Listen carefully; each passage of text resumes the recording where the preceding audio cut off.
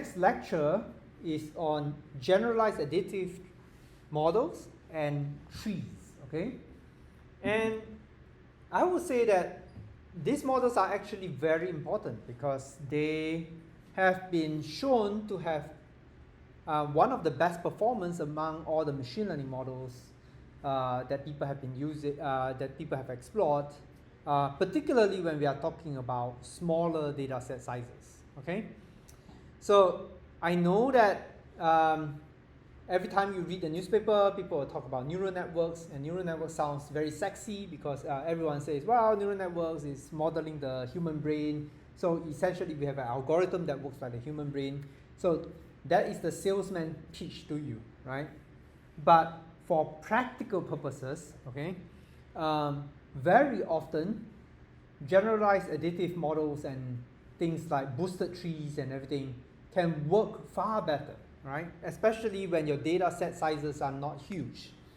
So if you have millions of data points, maybe the neural network is the way to go, right? But more often than not, if you have like tens or even hundreds of data points, trees can actually work a lot better compared to your neural network models, okay? All right, so let me start by talking about generalized additive models, okay? So a generalized additive model is a very simple concept. Even though you have a relationship that says y is a function of p features, right? So essentially what you're trying to fit is basically what is the value of y given x1, x2 to xp, okay?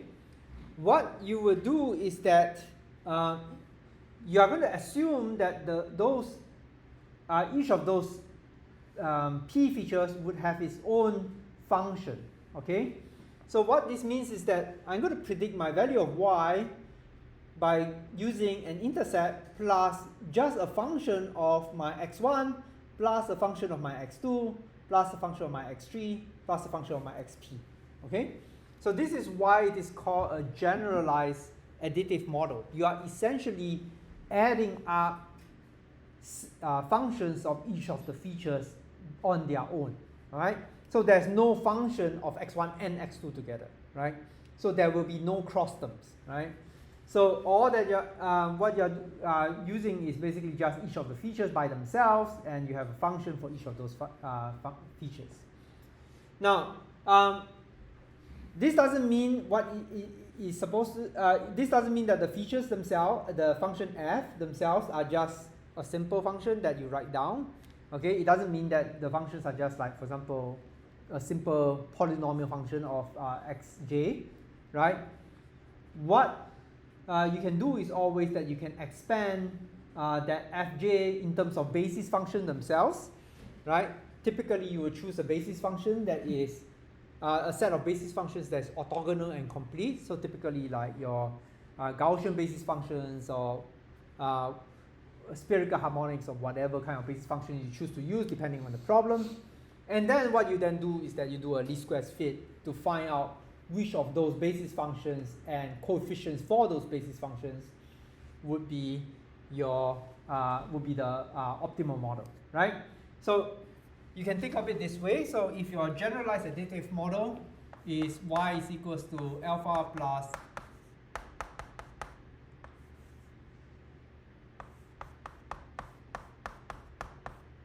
this set of models, and each of these is some set of basis functions in themselves. I'm going to erase this part.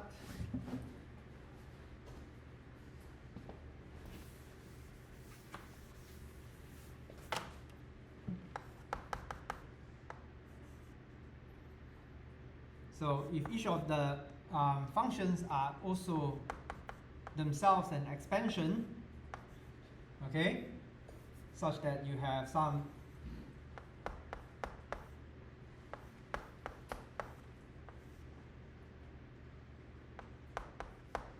okay, so you essentially you have a double summation. Okay, so this means that I'm going to expand my f of j into some set of a linear set of linear basis expansion of my x of j. So then what you then, it reduces to basically what you need to figure out is basically just this coefficients, okay, for your using some least squares technique or whatever, whichever other fitting process that you want to do, okay?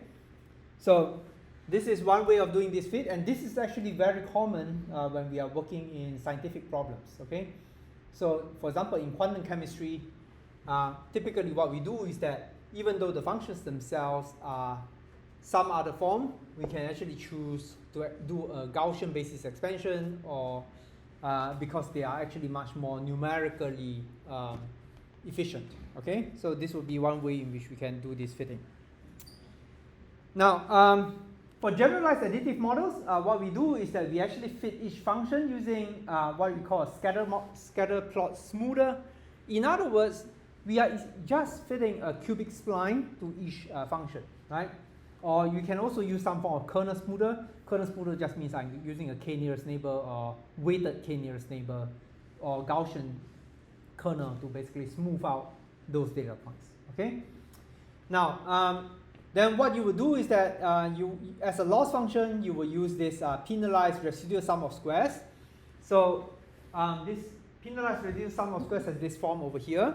The first term is the one that you guys are all familiar with. It's basically the square error, okay, residual square error of your model.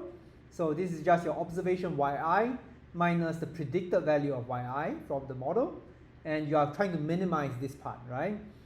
But notice that you actually have a secondary term over here, which is this summation of the integral of the double of the second derivative of your function f of j.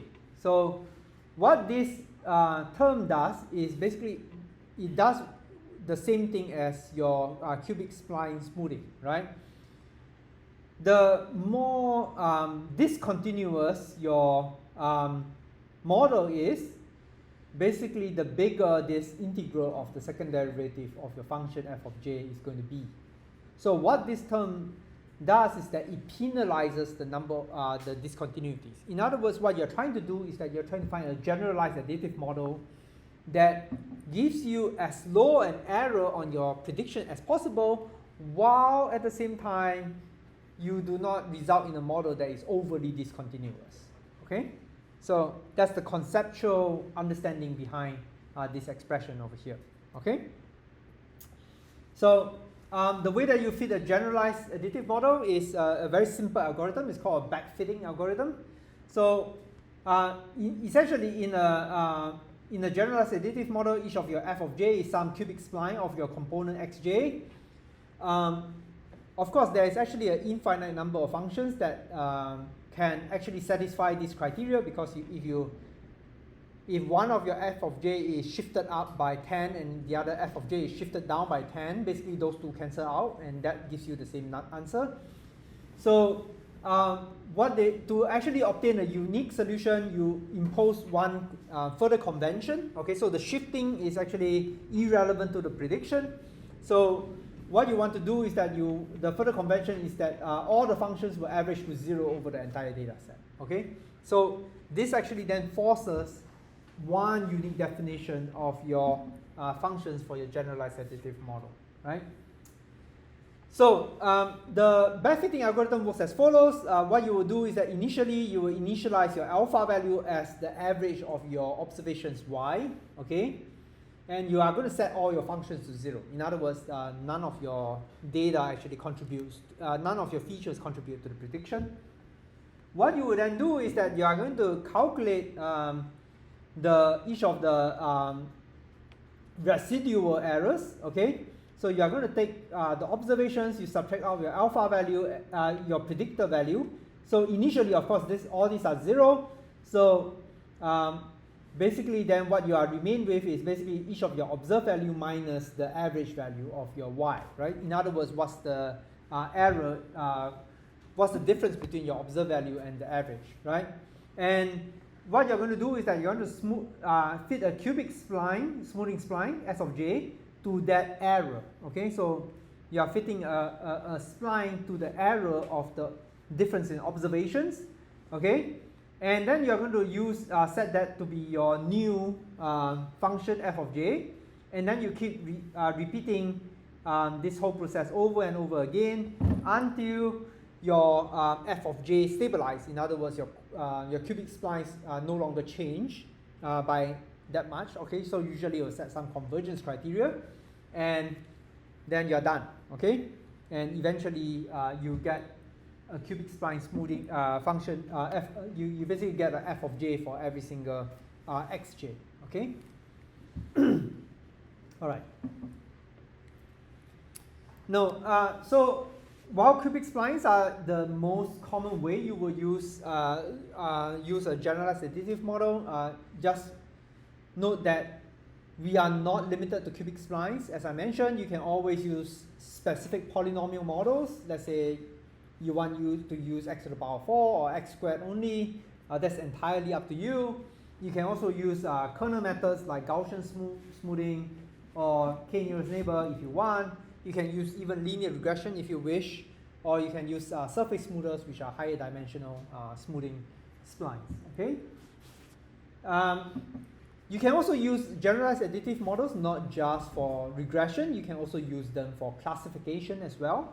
So the way that you would convert generalized additive model for classification is that instead of fitting a value of y, what you would do is that you will fit the log of the ratio of the posterior probabilities to a generalized additive model. Okay, and then in doing so, you basically can use a generalized additive model for a classification problem, right?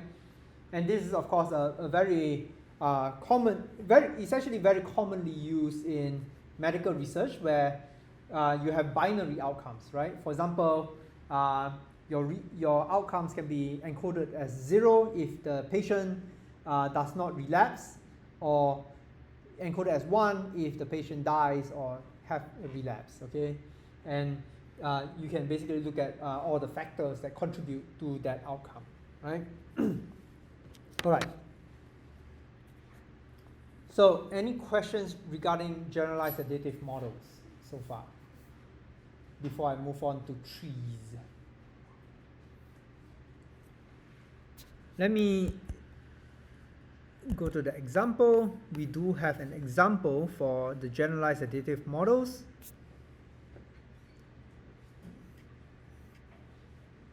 So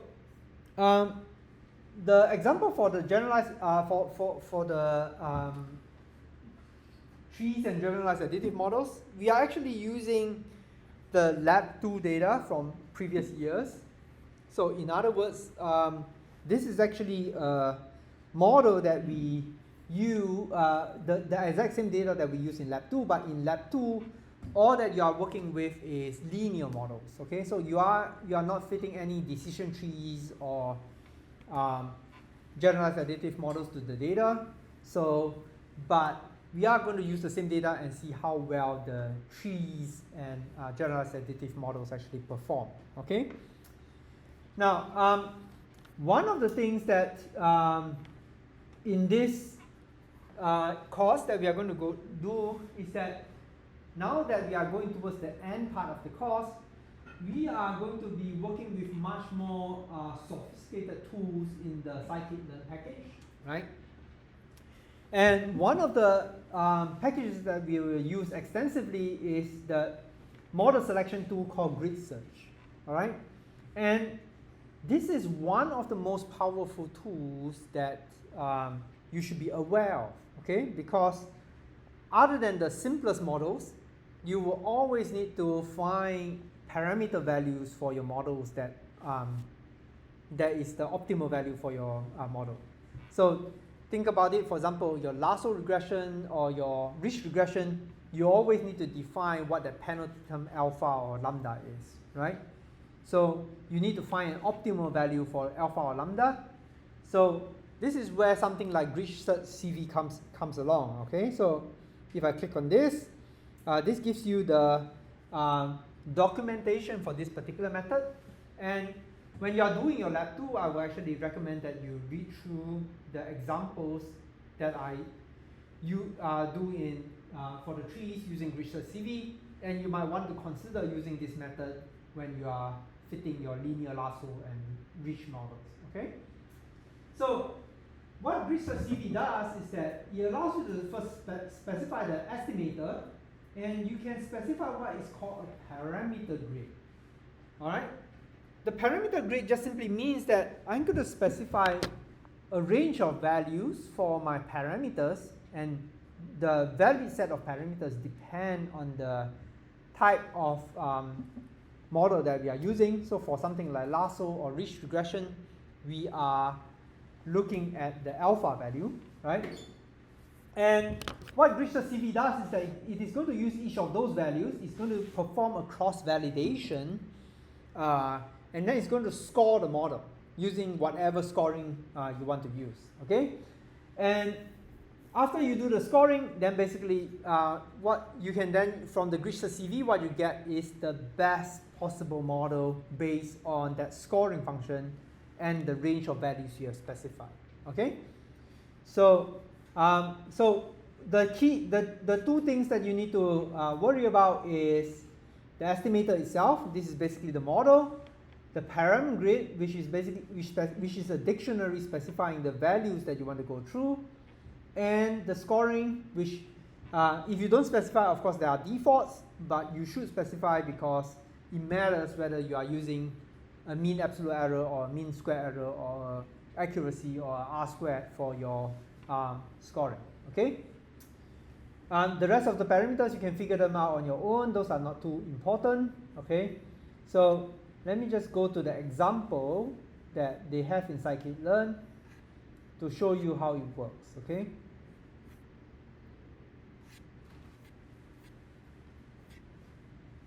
So this is basically how a grid search CV works, okay?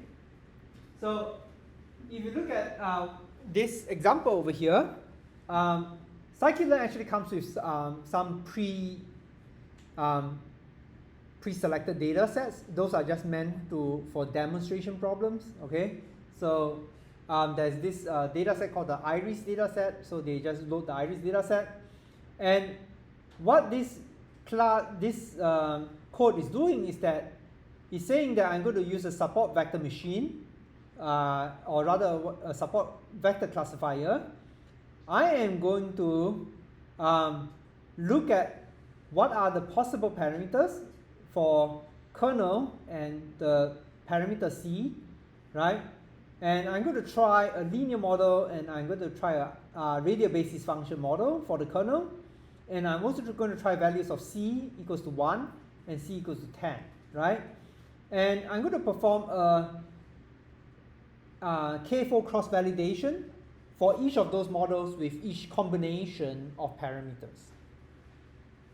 Okay? And all you need to do is to initialize the grid search CV class this way, and then you call fit on your data and your target, and what comes out is basically this results of your cross-validation, okay?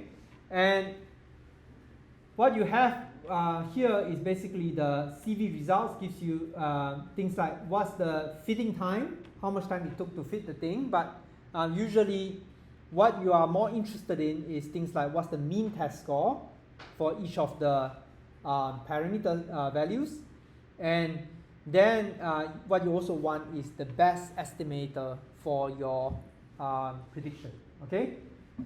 And that basically is how you go about using a grid search CV, right? All right.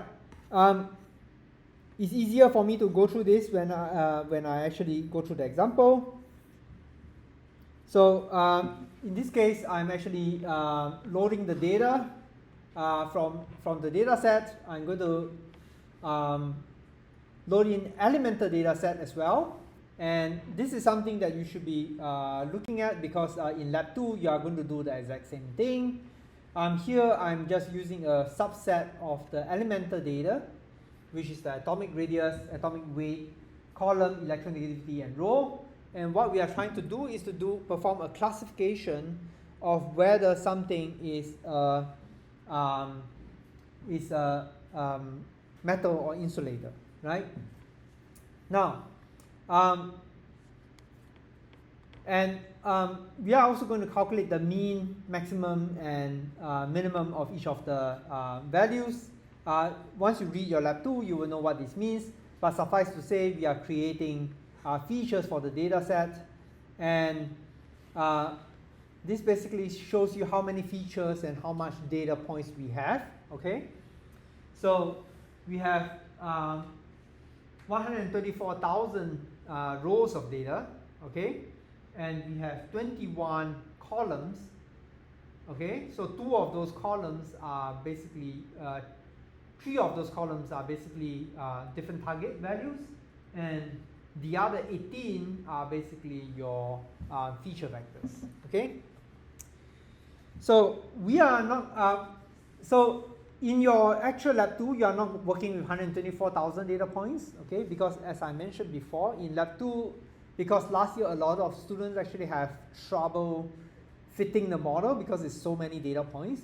We actually reduced the number of data points down to about 600. Okay, so with 600 data points, I'm fairly confident you can run the models fairly quickly. Okay, all right. This just sets up the whole set of data. I'm not going to go through those, but just to show you that you can actually fit generalized additive models. Okay, so the problem with generalized additive models is that scikit-learn do not have an implementation of generalized additive models today. So we actually have to rely on a separate package called stats models, and stat models implements generalized additive models. Okay, so we are going to use B-splines, which is our bicubic splines, to basically fit our as our smoothing as our function estimators, and then to actually fit the generalized additive models, we are going to use our logic link function to fit a classification problem to our band gap, right? So when we actually fit it, so this ignore the errors for now, because this is basically a result of the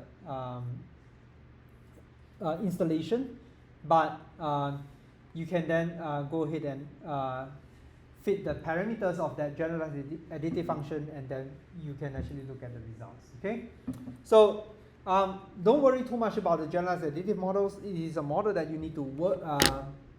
You need to be aware of, but at least in this class, we are not going to be playing with them too much. And I would suggest you actually focus more on the tree-based methods. Okay? All right. Now, so in tree-based methods, what we are saying, what we are trying to do is to split our feature space into different regions. Okay? So to illustrate this concept, we use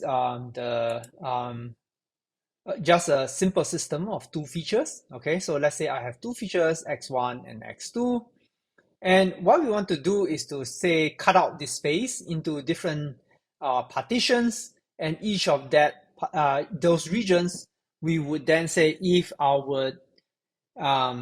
the data that we want to predict falls into that particular region, we are going to predict the value for that region, predict that value based on some function of the training data in that region. Okay, so the simplest case is what is called classification and regression trees. Okay, and the simplest way to do this prediction is to just say, well, after I split my feature space into all these regions, and let's say I want to predict, do a regression, right? I want to predict the value for my data point that happens to sit in region 1. What I'm going to do is that I'm going to say, well, I have this amount of training data in region 1. I'm going to just take the average of the values in region 1, and that is basically my prediction for anything that falls in region 1. Okay, so that's basically our classification and regression trees. Okay, now this is an easy way of visualizing the classification and regression trees. But the reason why they are called trees is that an alternative way of writing that predictive process is in this way, right? In other words, what you are trying to say is that, well, if I have a particular feature sitting in somewhere in this space, I'm going to go through a series of decision-making processes, right? I will, for example, say, well, given the coordinates T1 and T2, I'm going to first check whether T1 is smaller or greater. Given a set of coordinates X1 and X2, I'm going to first determine, well, is my X1 smaller or greater than T1, right? And if it's smaller than T1, then it can only be in one of two regions, R1 or R2. Now, then I will have to check my coordinates of T2 and if X2, sorry. And if X2 is smaller than T2, then it will end up in region 1. And if it is greater than T2, you will end up in region 2, right? And of course, then you have other branches as well. Now, so once you actually write it out in this way, then this obviously looks like a tree, right? And this is why it's called a tree-based method, right? Now, if you assume that you have fitted your training data, this will essentially be what the predictive landscape looks like if you are plotting it in a three-dimensional form. All that we are saying here is that, well, this is my value of x1, this is my value of x2, and if I'm in this region, then I'm predicting this value. If I'm in R2 over here, I'm going to predict 0 based on what this plot says. And for each of those regions, you basically have a plateau of values which are based on the average of the values training data in that particular region of the feature space. Okay. So in regression tree fitting, so in other words, if you are trying to fit a decision tree for regression, the optimal prediction, at least for the simple example that I just showed, is quite obvious, right? In other words, for each region, I'm going to just take the average of all the observations in my training data, and that is basically my best prediction to minimize the sum of squares for that region, okay? Now, the bigger question is really, how do I know I should be partitioning the space at T1, T3, and T2, right? So how do I figure out where those partitions should be, right? And to figure out that partitions, basically what we'll do is that we use some form of algorithm, because you usually cannot figure out what's the absolute best partition, because that is usually not a computationally feasible process, right? So in other words, if you have any significant amount of data, let's say you have 100 or 1,000 data points, it's usually there are too many combinations for you to figure out how to split the partitions to get the absolute best prediction accuracy, okay? Usually we start with some heuristic algorithm. So for example, such as a greedy algorithm, where we start with all the data, then we just choose one of the splitting variable, let's say our x1. We go and find what's the optimal split point, such that the sum of the squares of the error in prediction for region one and for one region and the other region, because you only have one splitting point, is minimized, right? So so this is actually a very simple algorithm. So it's very easy to just scan through the data and figure out what that splitting point should be. And it is something that you can just write a very simple script to do, right? And after you have figured out the first splitting point, you then go and figure out the next splitting variable, and then so on and so forth. And then you can actually progressively split the total number of, grow the tree to any depth that you want, okay? Now, the key thing here that you need to figure out whenever we are looking at decision trees is what is the tree size that we should allow, right? So you can imagine, for example, no matter what our training data is, we can always split these regions until, let's say I only have exactly 5 training data points. I can split this until I have actually exactly one data point in R1, one data point in R2, and one data point in basically every single region, right? So, and that would be not that's usually not the optimal model, because what happens when you actually overly divide up the feature space, you are essentially overfitting to the data, okay? So in other words, you are essentially fitting to the noise of whatever data is in each of those regions. So the ideal model is usually somewhere in between. So you don't want to be so underfitted that you basically have just one region for the entire feature space. In other words, your predictive accuracy is not very good. And you also do not want a situation where you only have one data point in each region, in which case your predictive accuracy is very noisy, right? So you usually want at least a certain number of data points in each of those regions, such that you actually can have a good amount of averaging of the noise, and yet still retain enough resolution to actually make a good prediction of your target, okay? So the way that this is typically done is using what is called cost complexity tree pruning. All right. So the way that this is the process works is that you first generate a very large tree until a certain minimum node size is achieved, right?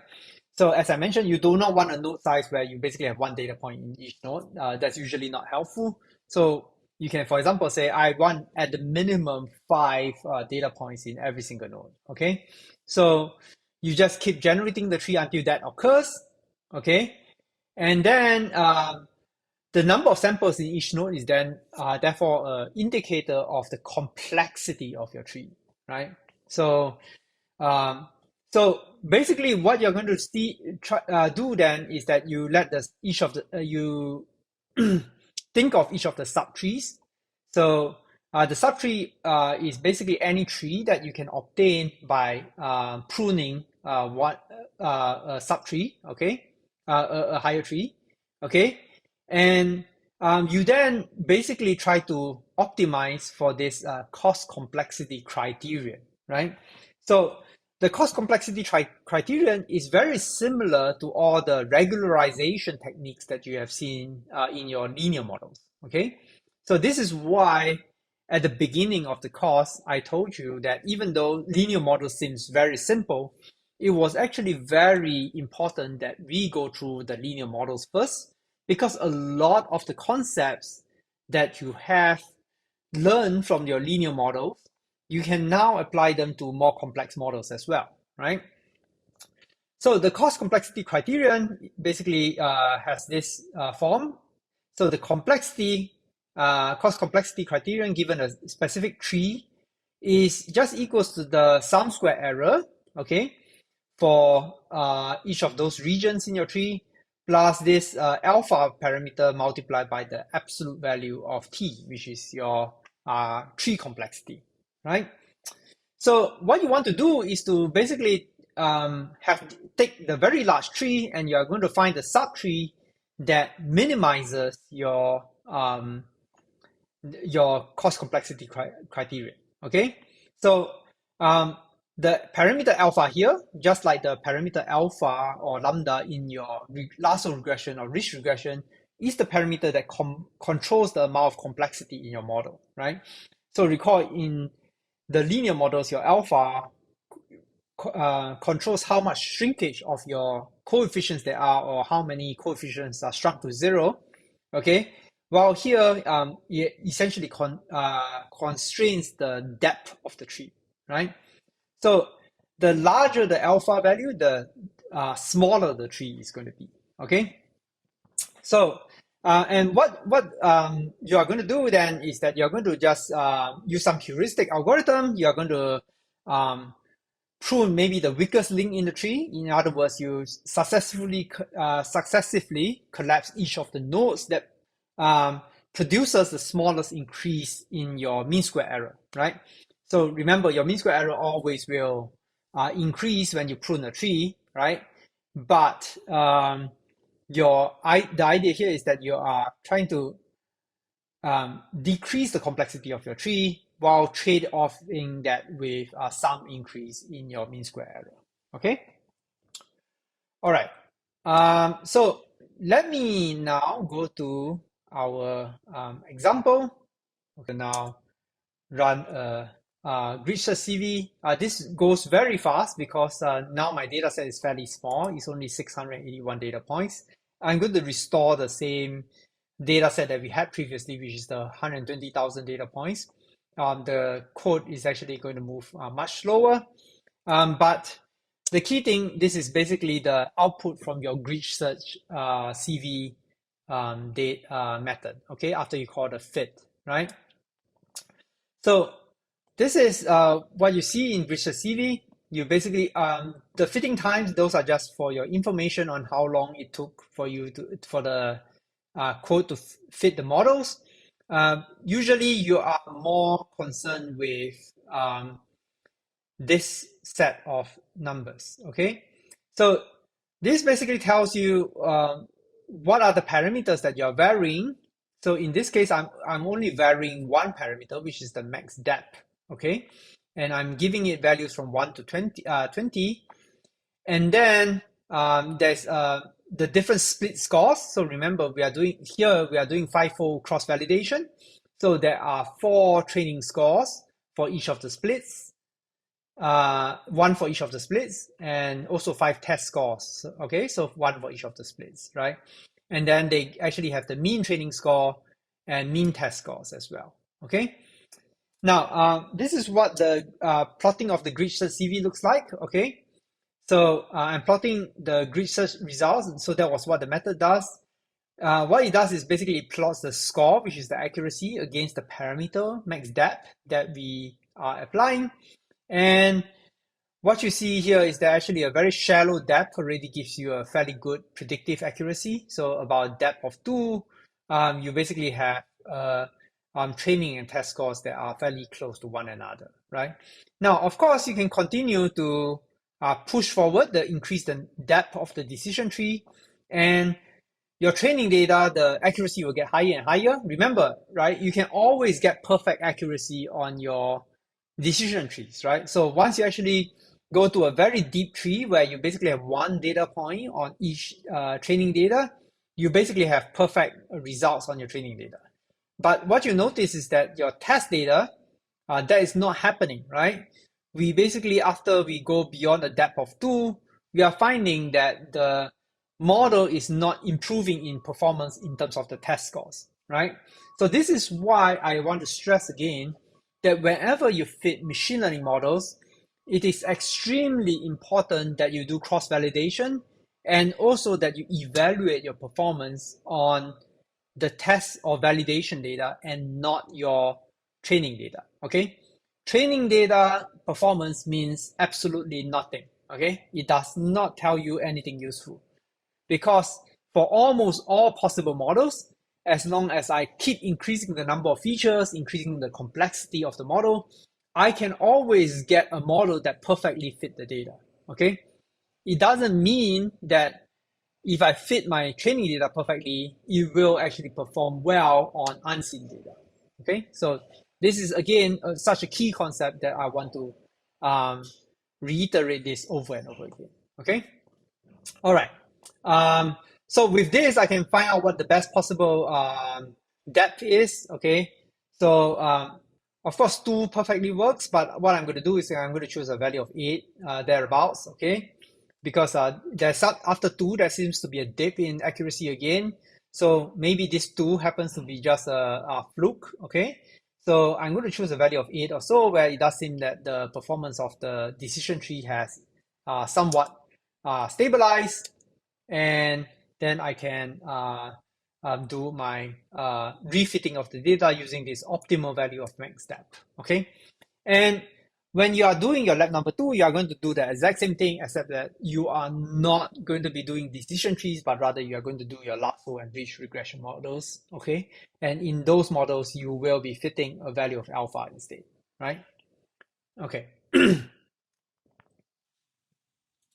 So if you go to the documentation for your scikit-learn, the decision tree regressor, you can see that, or classifier for that matter, okay? You can see what are some of the key parameters that you actually have to fit in order for you, in order for you to find the best model. Okay, so the criterion for regressors is always the squared error. Okay, by default, of course, you can use absolute error. You can use some other errors as well. These are some of the parameters that you need to worry about. Okay, the one that I usually just work with is for at least a simple decision tree is the max depth. Max depth just means how deep do I want my decision tree to be. The mean sample split is 2. So if you read what the mean sample split it just basically say the minimum number of samples required to split an internal node. So in other words, if I set this to be a higher number, that means that I am not allowing my tree to split as much. Okay, so maybe, for example, I would say, well, my min sample split will be 10, right? So anything, if a node only has 9 samples inside that node, I'm not going to split that node further. Okay, so there's also, you can also set things like the mean samples leave.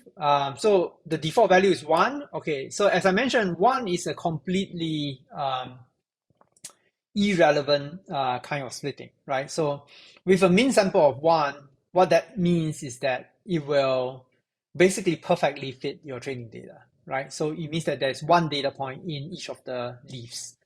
What you will usually want to do is to control this particular parameter such that you have a reasonable amount of averaging. Okay, either that or alternatively you can set what the max depth is. Okay, so but I would actually focus on actually setting mean samples leave rather than max depth, right? And the rest of the features, the one that you will want to take note of is the CCP alpha.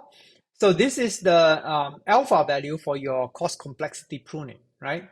So remember, this is a parameter that you set to sort of prune the tree to get a less complex tree, and while trading off with a little bit of your increase in your mean square error. Okay, there's a difference between your regression trees and your classification trees.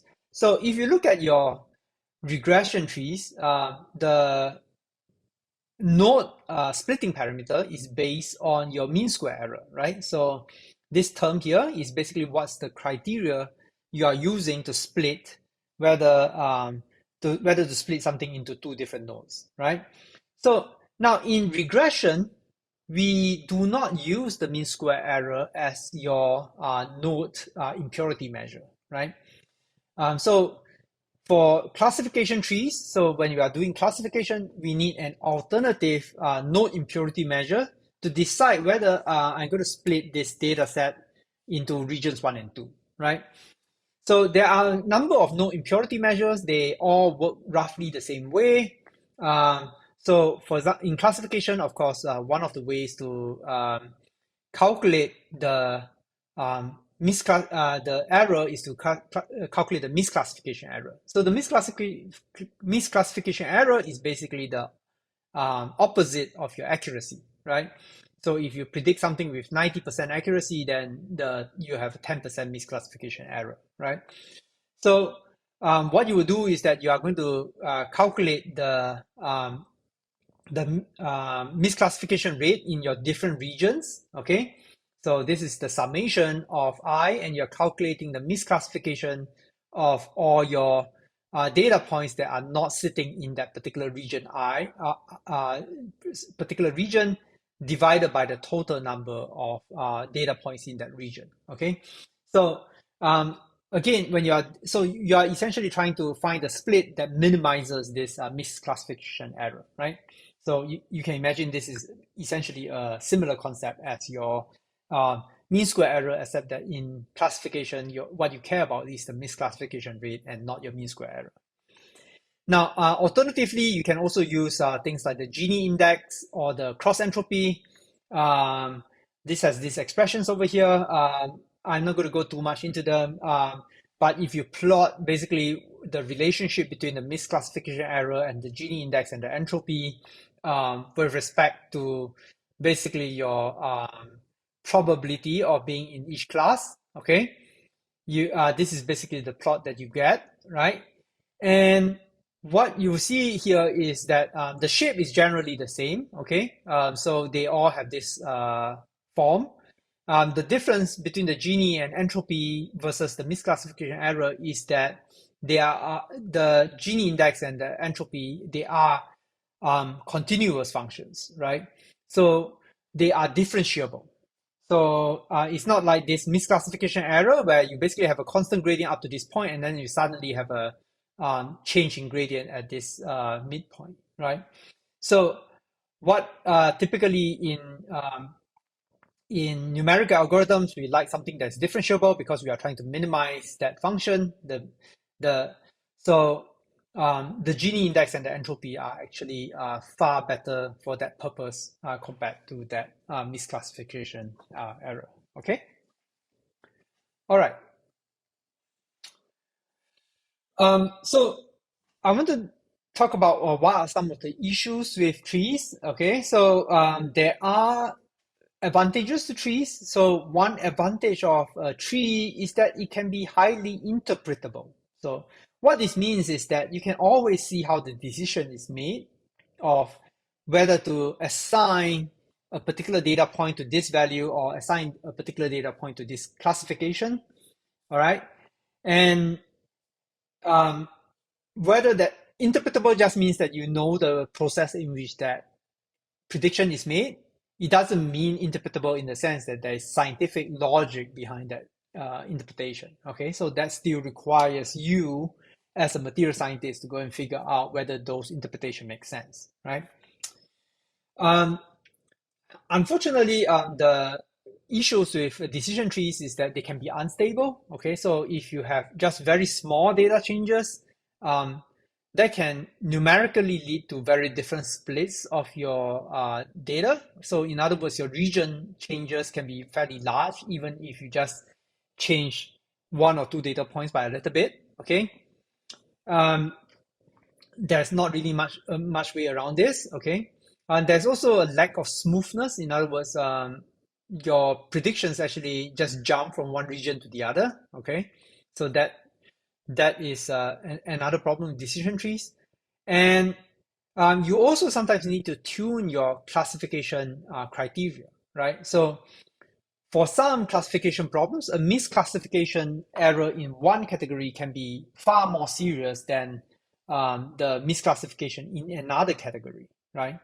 So a prime example is, let's say you go in for a medical test and you want to know whether that test basically tells you whether, for example, you have a disease, a certain disease, right?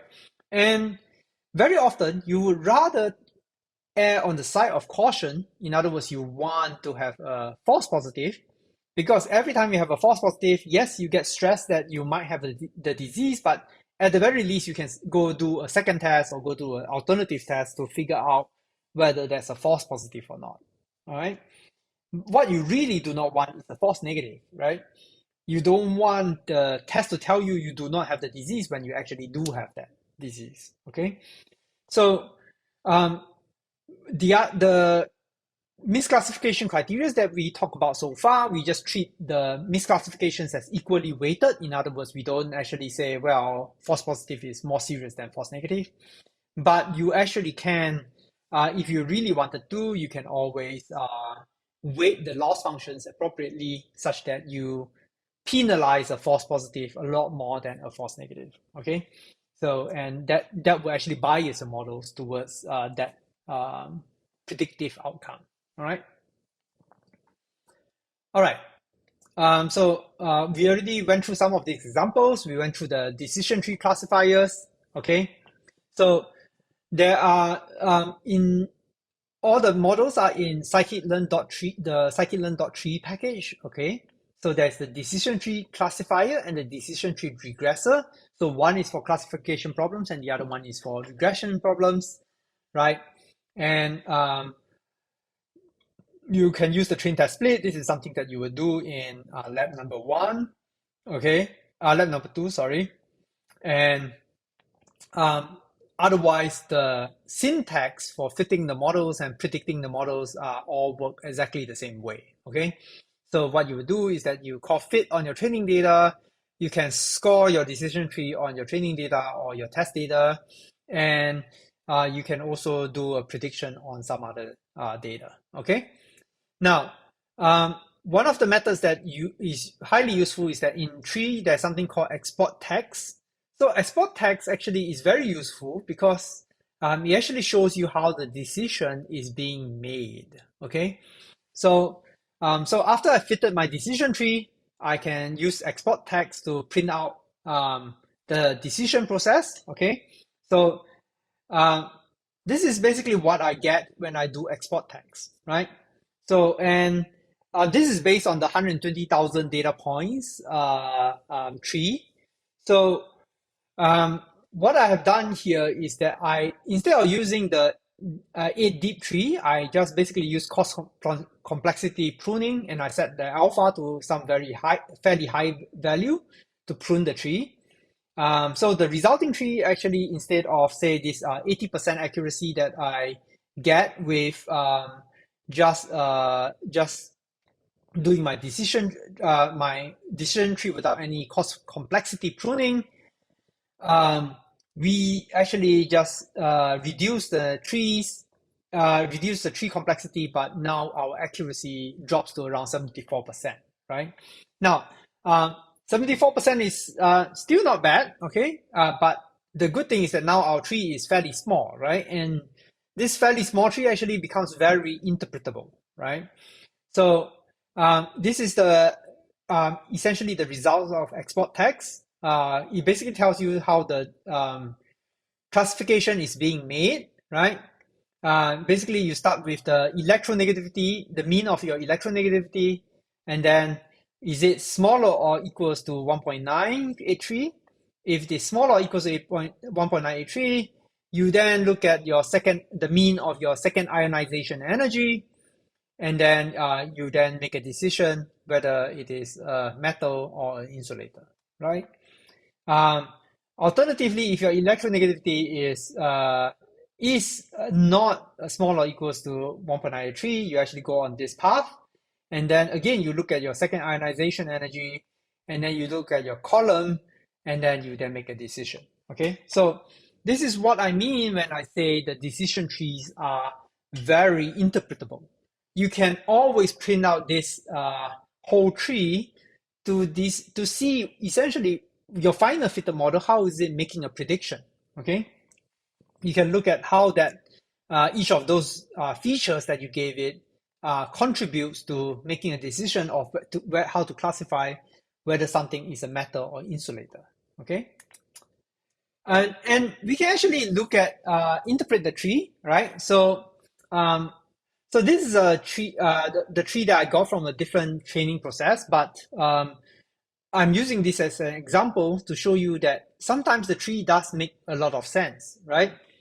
So you notice that one of the first criteria that is always being used to do the classification of whether something is a metal or insulator is the electronegativity, the mean of the electronegativity, right? And very often, anything with a small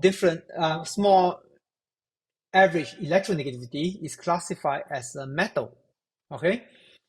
And the reason why this is the case is because anything with a small mean electronegativity, it means that it has no very high electronegativity materials, which are all your ionic compounds. So you essentially have compounds that are formed by mixing elements which are in this region of the periodic table. And this region of the periodic table are essentially all metals. And when you mix metals, they tend to form metals, okay? So that's why compounds with a small mean electronegativity are usually just classified as metals. Compounds with a large difference in electronegativity are typically classified as insulators because they are mostly ionic compounds, okay? And sometimes it also depends on at the ages whether they are covalent compounds or ionic compounds with very large differences in electronegativity, right? So that's why things like, for example, the maximum electronegativity actually comes into play. The maximum or minimum of the column number comes into play, all right? Okay. Now, for classification problems, there are various ways of representing the results of your classification models. Okay, and one of the most popular way of representing a classification model result is using what is called a receiver operating characteristic curve, right? So what the receiver operating characteristic curve is basically just a plot of the false positive rate against your true positive rate. Okay, and here I basically show you the ROC curves for different depths of my decision tree classifier for my metal insulator data set. Okay. Now, the true positive rate is basically just the number of true positives divided by the total number of positives. Okay, so in other words, how many things do I predict to be positive and they are positive? So in other words, for example, that I predict them to be metal insulators and they are actually insulators, divided by the total number of positive, which means divided by the total number of insulators, right? The false positive rate is basically the number of false positives divided by the number of negatives. In other words, how many things do I wrongly predict them to be metals divided by the total number of metals. Okay. Now, when you actually plot this curve, what you see is that there are a few lines here. So the dashed line is basically the curve that you will get if you have a model that is so bad that it is basically just random guessing. So let's say I take a coin and I flip, well, for this particular metal, I flip the coin, and if it lands head, I'm going to classify it as metal. And if it lands tails, I'm going to classify it as an insulator, right? And the result of such a random model will be this dashed line over here. And any model would actually have to do has to be above this to basically get to be considered a useful model. Okay, the ideal model is of course this solid black line over here that actually indicates you have perfect accuracy. Okay, so in other words, you have 100% true positive rate and a 0% false positive rate. Okay, so usually your machine learning models stand for somewhere in between, okay?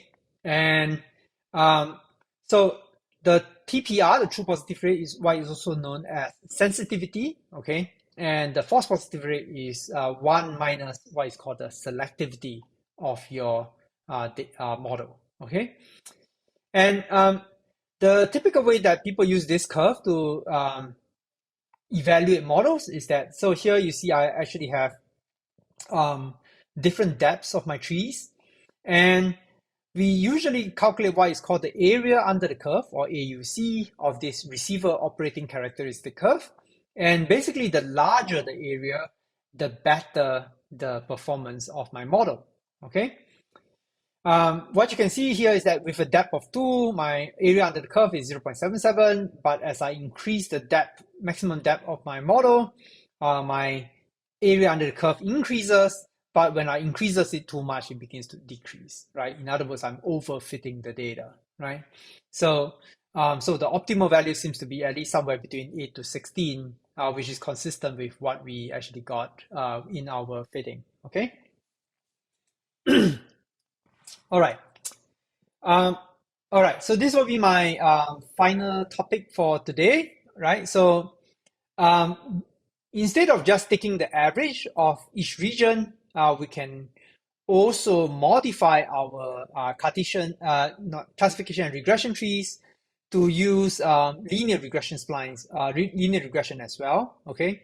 So this is what is called multivariate adaptive regression splines, or MARS, right? So what we are doing here is basically we are using piecewise linear basis functions to essentially fit to each of the regions. And when we do that, we basically get, we can actually get an improved performance on our prediction. We also do not actually have such huge jumps in our predictions. And when sometimes if the data within a region actually has some correlative relationships, mass models can actually perform better, especially when we are interpolating between points within a region. Okay. Now, unfortunately, scikit-learn doesn't actually implement mass, but mass actually are available in the PyEarth package. Okay, it's a bit ironic, right? Mass is actually implemented in the PyEarth package, but that's how it goes. All right. So we are not going to play around with mass models in this course, but you should be aware of that they exist, and if you have a exciting scientific problem that you want to work on, that you want to try the mass model, this is where you can actually get access to them. Okay. In the next part of our lecture, I'm going to talk about ensemble learning. All right. So ensemble learning is a very simple concept. So far, what we have covered in all our lectures is the basics of using just a single model. Okay. It doesn't matter whether we are talking about a linear model, a kernel model, or a tree-based model, but we are using just a single model to perform a machine learning prediction. In ensemble learning, what we are trying to do is, instead of saying, I'm going to just train one single model to do a prediction, I'm going to train multiple models, and then I'm going to take the average of those results, or take some averaging or voting of those results. And what I hope to achieve is basically improvement in my prediction performance. Okay. Now, the advantage of ensemble models is that in general, they have lower variance, okay? Because you are averaging out different models. So a lot of the errors that occur in one model but not another, they tend to be washed out, okay? And in many cases, what you get, of course, is a dramatically improved prediction performance, okay? The disadvantage, however, is that some of the interpretability is lost in the process, okay? So because you are unlike one tree where you can easily interpret that one tree, if you have an ensemble, then you have multiple trees and each of them have a different process of arriving at an answer, and you're just taking the average. So some of that interpretability is lost, okay?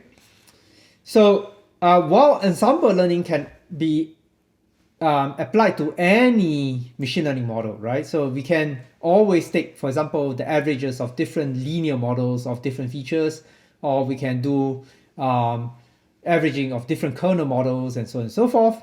By and large, the most common ensemble models are based on decision trees, okay?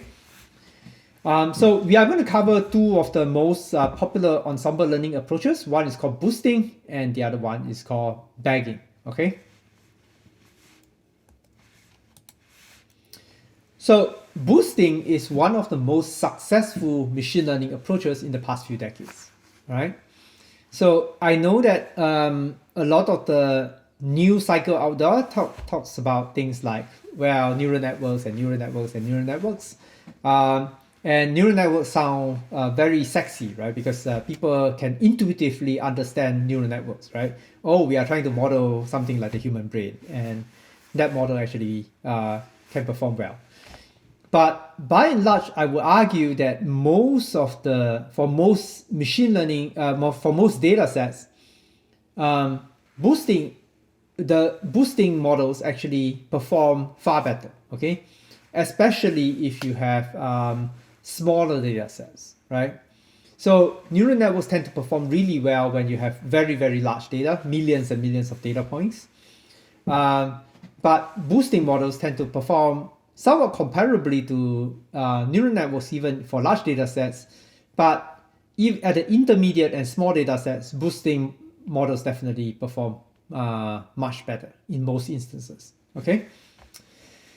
So the concept of boosting is very simple. What you are going to do is that you're going to combine many what we call weak learners in a committee, right? And we can do this for either classification or regression problems. There's no what's different is just basically the way in which you do the the combination of the weak learners. Okay, so we are going to first talk about classification because that's slightly easier to understand, but regression is largely the same thing, right? So when we talk about a weak learner or weak classifier, it is basically a classifier whose error rate is slightly better than random guessing. Okay, it can be much better, but by and large, as long as it is slightly better than random guessing, that is good enough, right? So the way to think about this is that if you look at the ROC curve, as long as it is above that dashed line, that can be used as a weak classifier, right? So what in boosting, what you will do is that you will apply the same apply a weak classifier to repeatedly modified versions of the data. Okay, so you choose one weak classifier and then you take different data splits or different modifications of the data, and then what you will produce is a sequence of weak classifiers. So in other words, you have multiple essentially a set of weak classifiers, and then you can then combine all the weak classifiers using what is called a weighted majority vote, right? So a weighted majority vote just means that I'm going to take each, so if I represent my m weak classifiers as G of m, right? So if one, I'm going to combine all those votes together using a weighted majority vote. The weight is given by this alpha value, and that alpha is determined by your boosting algorithm, okay? So the weights are chosen such that you decide what is the contribution of each weak learner to the actual prediction, okay? Now, of course, as I mentioned again, G of M can be any classifier, but what we are going to focus on here is using decision trees as classifiers, okay? Now, after you combine all your weighted majority vote, basically you just take the sign. So if it is a positive value, it falls into one class. If it is a negative value, it falls into the other class, okay? All right, so one of the most common boosting algorithm is called ADA boost, okay? So the way that this works is as follows. In the first instance, what you're going to do is that you're going to initialize all your observation weights as just 1 over n. So in other words, you are going to apply equal weight to all the observations that you have in your data set, all right? Now, let's say you want a ADA boost model with m decision trees.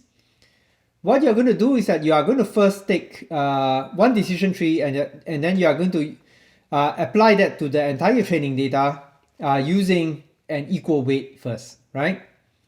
Now, what will happen is that you have this train classifier that maybe, for example, the initial model is going to have this dashed line as the decision boundary. So this side is negative and this side is positive. And what you find is that there will be some misclassifications on either side of the boundary, right? So, and what you will do is that you are going to now compute the error, which is given by your misclassification rate. And you are going to compute the weight for this weak classifier based on the error rate, right? So you take the log of 1 minus the error rate divided by the error rate, okay? And in the next step, what you're going to do is that you're going to change the weight of each of those data points, and you are going to increase the weight on the data points that you have gotten wrong in your previous round, okay? So in round 2, since we have these 3 points which are misclassified, I'm going to set a higher weight for these 3 data points, and then I'm going to decrease accordingly the weights for the other data points that I gotten correct in the first place, okay? Now, once I do this increased weight of these 3 data points, I'm going to retrain my, go to step 1 again. I'm going to reclassify my data point, do a retraining of another G of M. So this will be G of 2, G2X, okay? And this new classifier now has a decision boundary over here. Now these 3 data points are now misclassified while the rest are now okay, right? So I'm going to repeat this process over and over again. And then I'm going to get m different classifiers, right? And finally, in the last step, what I'm going to do is that I'm going to take each of these classifiers and I am going to calculate the prediction on any data point based on each of the classifiers, and then I'm going to take a weighted average, and then that will be my combined classifier. Okay, so you can see why this would work, right? So what you are doing essentially is that initially you just start with a very naive model where all the observation weights are the same, and you have an error associated with it. But in subsequent steps, essentially what you're trying to do is to correct for the error that occurred in your first classifier, right? So, and then eventually by combining all the classifiers together, what you're hoping is that the average would then result in a classification that that will work for almost all the data points, right? All right. So you can do the AdaBoost classifier quite easily in scikit-learn. So all the models that are, all the ensemble models in scikit-learn are under the sklearn.ensemble package.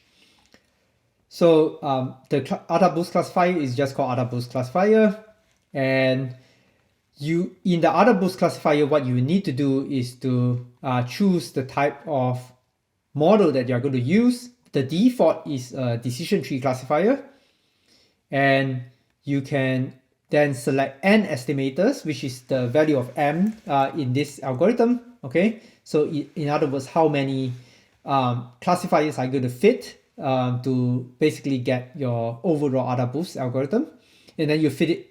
The rest is basically the same as all the models that you have seen before. You basically fit to your training data, and then you can score it based on both your training data as well as your test data. Okay, this is basically the documentation for your AdaBoost classifier. Okay, so the one thing that you always need to specify is the base estimator, but if you don't specify it, the default is basically a decision tree classifier with max depth 1, right? This is almost never the best model to use, so you should play around with the depth of your decision tree as well. Okay, and the key in almost all the ensemble models is basically this particular variable called n estimators. So this is the case in AdaBoost. It is also the case in things like your random forest as well as all your gradient boosting models. It's all about the number of models that you're going to use to arrive at an average. Okay, the rest are basically just controlling the convergence of your models. You might need to play around with them, but this is something that you should just have to experiment with. The learning rate in particular is quite important. It basically just tells you what's the weight that is applied to each classifier at each boosting iteration. If you have a higher learning rate, basically that increases the contribution of each classifier to the prediction. So there is some trade-off between this learning rate as well as your n estimator parameters, and so you need to play around with these two parameters to get your to get the optimal model. Okay. So this is basically it. So I just want to show you what the things that come out are. So you can actually access the list of estimators that are fitted. So all these are the sub estimators in which you actually get your overall average, and you can also get the weights of each of those estimators and the errors for each of those estimators. Okay, so these are all within the output, the attributes of your AdaBoost classifier, and it is also the mostly the same for the rest of the boosting or ensemble learning models. Okay. All right. I'm not going to go to the notebook first. I want to go to the other ensemble models. Okay, so that's AdaBoost. All right. So in other words, what you're doing is that you are increasing the weight on misclassified data and then trying to get classifiers that perform better for those misclassified data. Okay. Now, The other type of boosting is what is called gradient boosting, right? So when we look at the algorithm that we talk about for ADA boost, we can think of the ADA boost algorithm as basically you're incrementally fitting a forward stage-wise fit of an additive model, right? So in other words, we are building alpha 1, G1, alpha 2, G2 in an iterative manner, right? So in other words, it's sort of like an additive model, right? And it is a very greedy approach in the sense that it seeks to reduce the loss at each step, or the misclassification, reduce misclassification error at each step.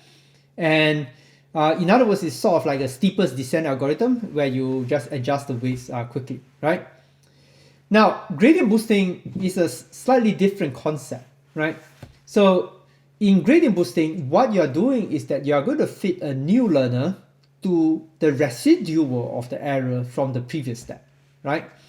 So the way that this graph actually shows you a very easy conceptual understanding of how gradient boosting works. So let's say you start with the prediction. So here we are looking at a gradient boosting regressor, okay? So this is actually easier to understand from the regression standpoint rather than the classification standpoint, right? So let's say you start with an initial decision tree, and your decision tree ends up with having two regions, one region over here and one region over here. The average is here and the average is here. Now, obviously, for each of the data points, there's some error associated with the prediction.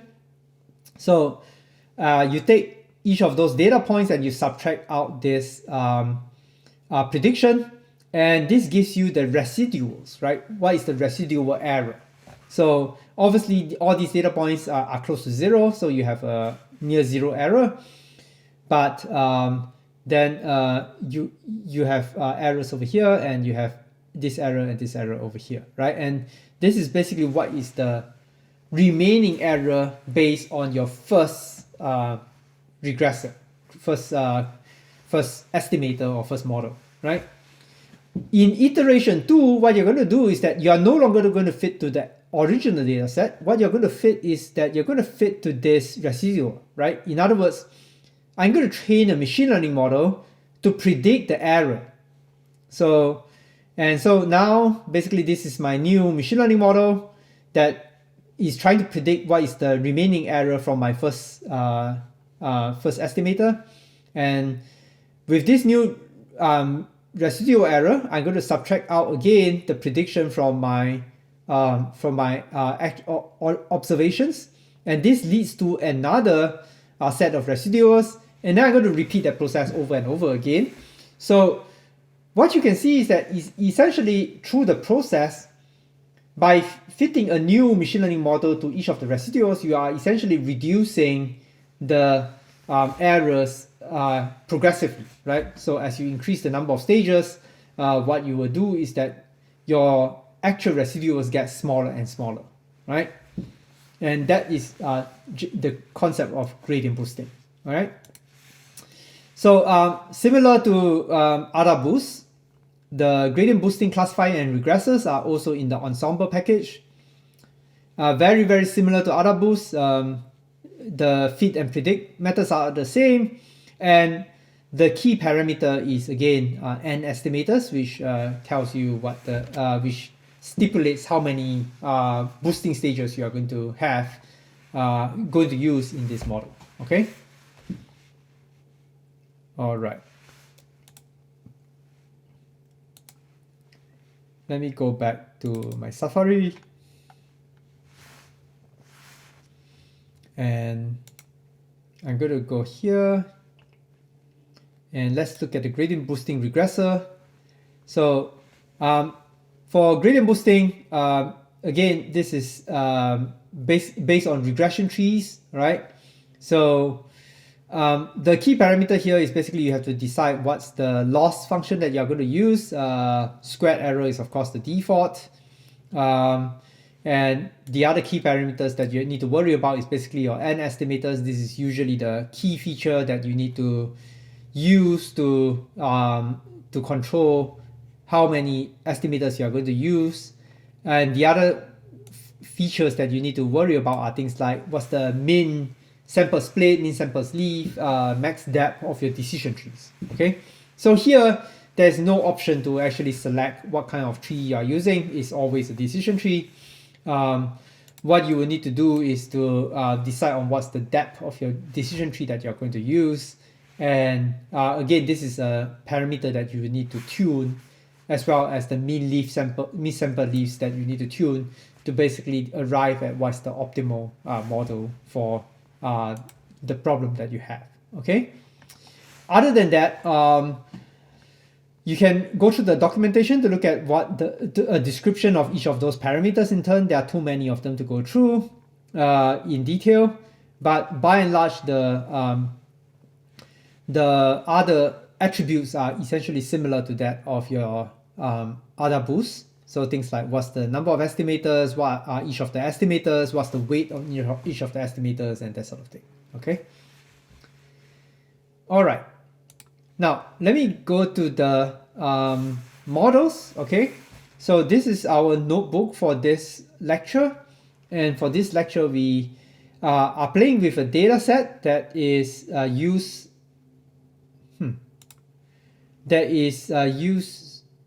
last year for your lab number 2. So this year we gave you a smaller data set. So what we are doing is that we are going to try to use the same predictions, so either the formation energies or the band gap data, and try to apply our decision trees to, as well as ensemble trees, ensemble learning to this particular problem. All right.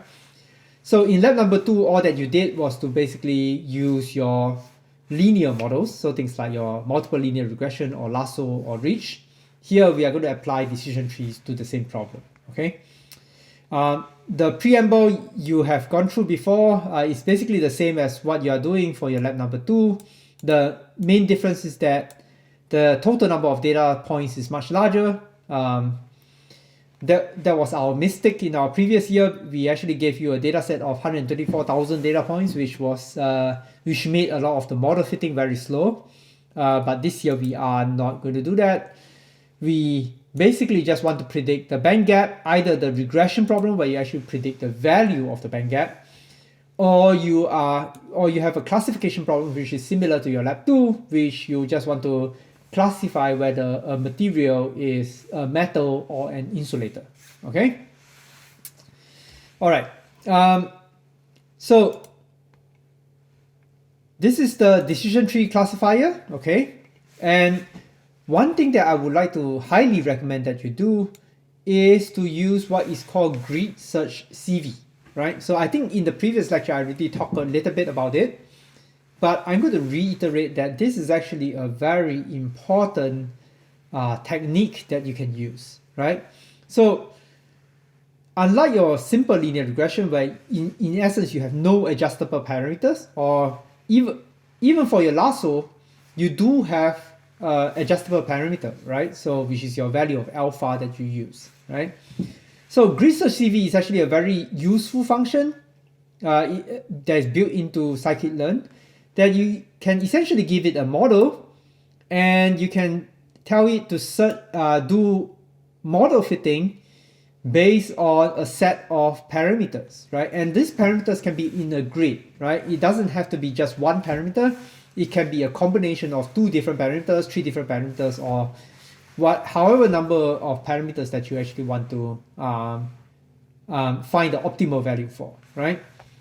And you give it the cross-validation criteria, which is usually 5-fold cross-validation. You just give it the training data, which is your X and your Y classification data. And what they will do is that they will just go ahead and try out all the different splits of the data, try out all the different parameter values for the decision tree. And then you basically can get the result of your mean square error or rather the value of your scores for each of those parameter values. Okay, so here we just have one parameter, which is the max depth. So I am changing the max depth from 1 to 19. And here, if you look at the output of my grid search CV, I basically have, for example, the mean test scores for all my 19 different models, where my max depth ranges from a value of 1 to 19, okay? With this, you can then plot something like this, where you basically have your parameter and the score. In this case, it is a classification problem. And for the classification problem, our loss function is basically our accuracy. So we plot basically the max depth against my score, mean test score. And this is basically the result that you saw in the lecture notes, okay? From this plot, of course, you can then decide, well, it does seem that maybe a value of between 8 to 12 seems to be somewhat of an optimal value for my max depth, and that's what I'm going to choose. What you shouldn't do is, of course, you shouldn't choose something like 19 because there's a big gap between your training and test error. This is generally not a good idea, okay? Because it indicates that your model is heavily overfitted, right? Now, you can also, so the grid search CV is very powerful from the standpoint that you see, after you actually have decided what a good depth is, you can, for example, choose to say, I'm going to set my max depth to 8, and then I'm going to try to tune my model based on my cost complexity pruning parameter, alpha, and then I'm going to try different values. And as you can see, as your alpha values increases, you do lose some accuracy, right? So you started out with about 0.82, you decrease it down to about 0.78, but the good news then is that now your difference between your training error and test error then significantly decreases. In other words, there is less of an overfitting, okay?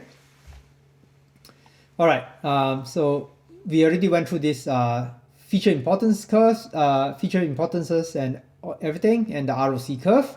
So all these are the examples. Now, similarly, you can also use the decision tree for regression problems. So here, we are not doing the formation energies like what you did in lab number 2. Rather, I want to do just the band gap value, right? Using the same type of features that we did in lab 2. And similarly, you can also use grid search CV to find what's the best max depth to predict the band gap. And of course, the loss function that you use for a regression problem is different from what you use for your classification problem. In your classification problem, you use accuracy. Here, usually we use either mean absolute error or mean squared error. And you can do a similar type of plots and try to find the optimal value of alpha as well as the optimal value of the max depth, okay? All right, so this is the same. So just to show you, so this is the Ensemble Learning models. So the reason why I'm not running these notebooks in real time in this lecture is because when you do all this kind of research, especially with the ensemble models, it can be relatively slow, right? So the problem in ensemble models is, of course, you are training many different models and you are taking the average of those models, right? So you can imagine if I am taking 100 estimators, that means that I am training 100 decision trees, and then I'm taking the average of those 100 decision trees. So obviously that's going to be more expensive than fitting one decision tree, right? So, so the code can be relatively slow. So you need to keep this in mind when you are playing around with these models in your lab number 3, right? Some of the fitting can take easily more than a few minutes and sometimes even hours, okay? So you need to basically play around with the parameters a little bit, and very often you may actually need to just select your parameter grid, press the compute, and then you go ahead and do your other work first before coming back to check on the results, okay? So that's the reality of much more sophisticated models. They usually tend to be more expensive to fit, okay? So here you see this is the AdaBoost classifier. We basically start from, we ask them to tune the n estimators parameters starting from 10 to 100 in increments of 20. So we have 10, 30, 50, 70, and 90 classified decision trees. And what you see here is that as you increase the number of estimators, your accuracy then improves accordingly here, right? But also there is some semblance of overfitting because there is a gap between your prediction and your training accuracy and your test accuracy. Now, one thing you will notice, however, is that in your ensemble models, the degree of overfitting tends to be less serious, okay? And the reason is very simple, right? Because ultimately, an ensemble model is an averaging across many different models. So even if one of your decision trees is overfitted to one set of data, you are essentially averaging out different decision trees, all right? So that this overfitting problem tends to be less of a serious issue compared to just your simple decision tree, where essentially you can get perfect results with your decision tree, okay? All right, in general, the decision trees also allow us to achieve higher classification accuracies, very slightly, right? Not like a great improvement. You can also use the ADA boost for your regression as well.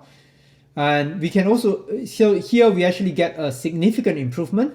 So the mean square error for our band gap is around, at least for the test data, is about 0.85 with some degree of overfitting.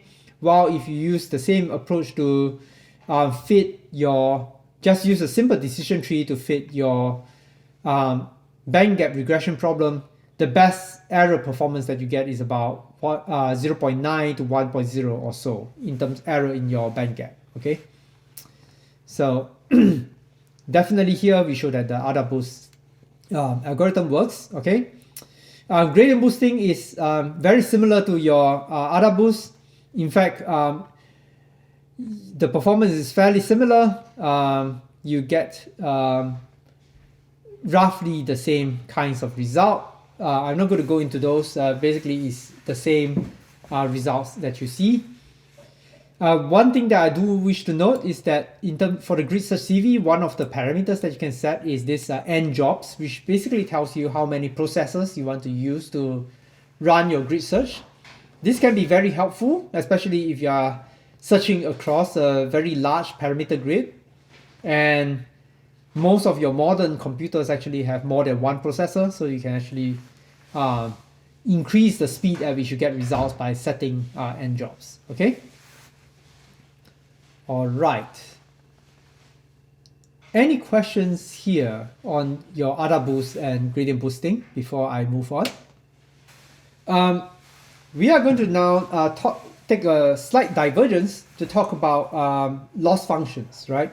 So when we talk about loss functions, these are essentially the functions that we are trying to optimize during our model fitting, right? So for regression, the loss functions are very simple, right? We know the standard one that we always use is either the mean square error, which is the square of the difference between your observations in training observations and your predicted training data, or you use the mean absolute error, which is the difference, the absolute difference between your prediction and your observed training data, right? Now, the difference between mean absolute error and mean squared error is how they actually, what's the effect of things like outliers, right?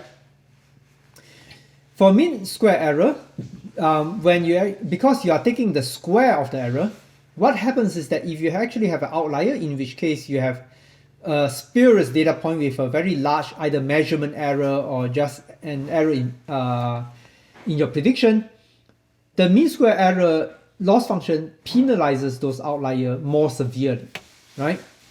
So mean square error actually has a certain disadvantage. So if you actually have data that has very long-tailed distributions, in other words, there are some data points with fairly large errors, using a mean square error can lead to models that overcompensates for those outliers, and while sacrificing the performance on your data that is not in the extreme regions. Okay, so Mean absolute error, on the other hand, will be a bit more robust against outliers because we don't square the error, we just take the absolute of them. And so that is actually a useful thing to keep in mind when you are choosing the loss functions for your regression problem. Okay. Now, these are not the only two loss functions that people use for regression.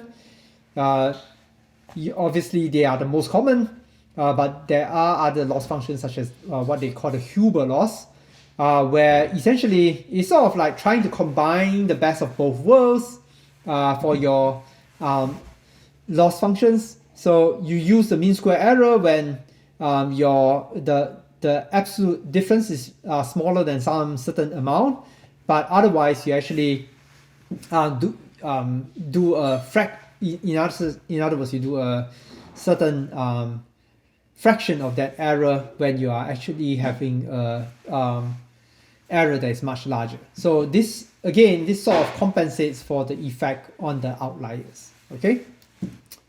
All right. Now, so far for binary classifications, we haven't actually talked a lot about how do we do loss functions for binary classification.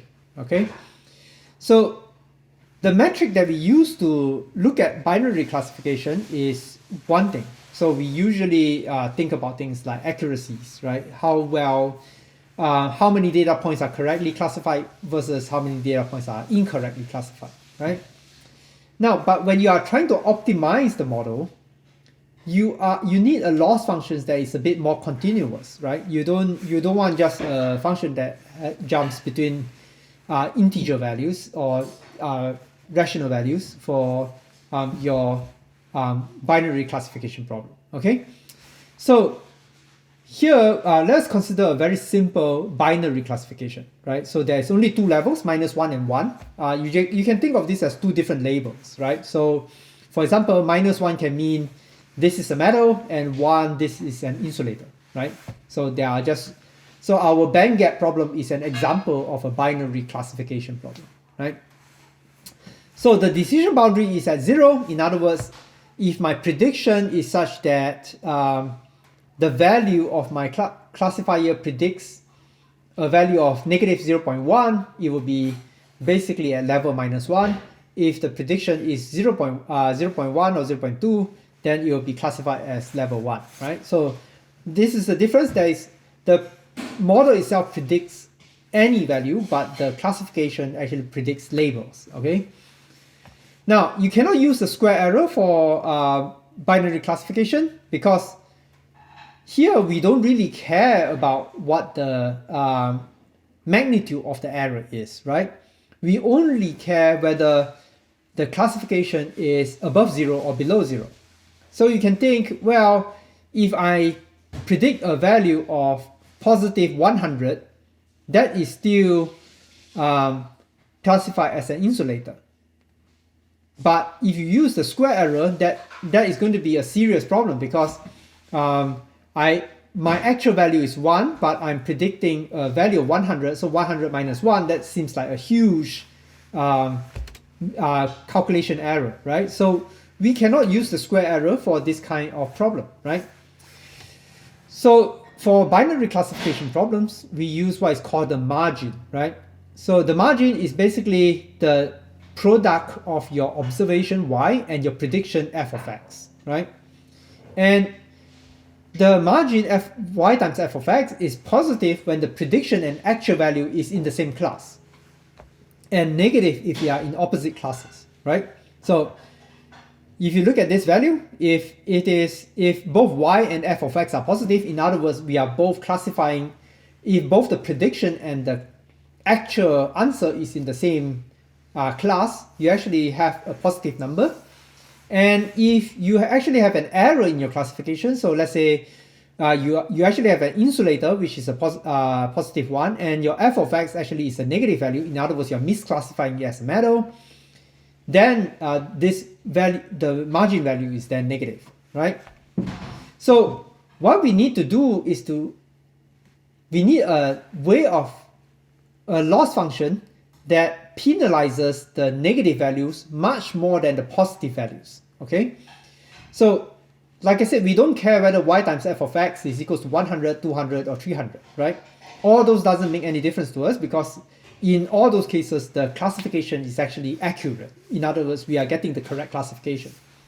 We only care when this margin value is negative. So we need a loss function that actually penalizes this negative loss much more than positive values. So one way in which you can do this is for binary classification. The most common way of doing this is using the exponent of the margin. Okay, so e to the power of negative y times f of x.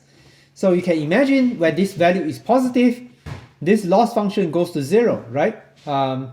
If this number gets larger and larger, your e to the power of negative of a much larger positive value goes to 0. While when this number is negative, then you have e to the power of a positive positive number, and that loss, so when y times f of x is positive, you have e to the power of a negative number, then this goes to 0, right? While if this is a negative number, then you have e to the power of a positive number, and this goes to a very large value. So this definitely is a function that penalizes negative values a lot more than positive values. Okay. Now you can also modify this for binomial or multinomial loss. So this is used for non-binary classification problems. So if let's say instead of just -1 and +1, you have actually levels 1, 2, 3, 4, 5, 6, 7, 8, 9, 10, then you can you can use what is called the multinomial loss function. Okay. All right. So just to show you how these are some of the loss functions that people use for binary classification. So y times f of x is of course your margin. So as we mentioned, we don't really care about the positive values for the margin. We only care about the negative values. And if you look at the exponential loss, this is basically the relationship between the exponential loss and your margin. And you can see that as for negative values of your margin, you actually get a very high value for your loss. So in other words, this is being penalized more, while as your margin becomes more and more positive, that margin tends towards 0. In other words, we don't really your loss then tends towards 0. Okay, so in other words, we do not penalize our positive margins that much. Okay, so there are also other different kinds of loss functions that you can use. So things like the binomial deviance, which is also another loss function that you can use. But you cannot use things like the square error because this is the square error function. You can see that as you go to higher and higher positive value, essentially what you get is you get very high losses even though you are getting the correct classification. Okay. All right. In the remaining 10 minutes, I'm going to cover random forests. Okay, so random forests are an example of what is called a bagging model. So unlike the boosting approach, where you essentially are trying to iteratively fit models to either your residual error or your misclassified data points, in bagging, essentially what you're just doing is that you're just averaging many noisy and unbiased models, and you are trying to reduce the variance. Okay. In what is called the random forest model, which is one of the most common models that are used out there today, you essentially grow a number of trees at random, and then you average out the results. Okay, and averaging can mean in classification that just means that I'm going to do a majority vote. So if the majority vote for this being an insulator, then it is actually the insulator. If it is the majority votes that it is a metal, then it is a metal, right? In regression, obviously the easy way is to just take the mean of the predictions from all your different B trees. Okay, so the way that you grow the trees is that basically at each branch of your random forest, you select m variables at random from the p variables that you have. So you just let's say you have 10 features. I'm going to just select say 3 features out of those 10 features. I'm going to just determine all the splits among the m, and then I'm going to keep splitting the daughter nodes, and then I'm going to repeat this until my minimum node size is reached. Okay. So So this is a graphical representation of how a random forest works. Okay, so you start with an instance, you just randomly grow different decision trees based on a selection of a subset of the features, and then each of those trees you grow is basically one classifier or regressor, and then eventually you take the majority vote or averaging to make your prediction. Okay, so just to show you how well it works, so this is actually a problem that my group actually worked on previously, where we try to develop an algorithm to predict the classification of local environments from the Zane spectra, KH Zane spectra of materials. Okay, so one of the most common problems in materials characterization is that for example, you may actually perform a X-ray absorption spectroscopy experiment, and you get a spectra like this. All right, and the information you want to get from this spectra is essentially things like, what's the coordination number of your atom in that material? Is it a tetrahedral site, octahedral site, cubic site, or whatever, right? And you also want to know which motif it is in, right? So even for things like eightfold coordination, there are different ways of, other than just cubic, there are different ways of coordinating, having eightfold coordination, okay?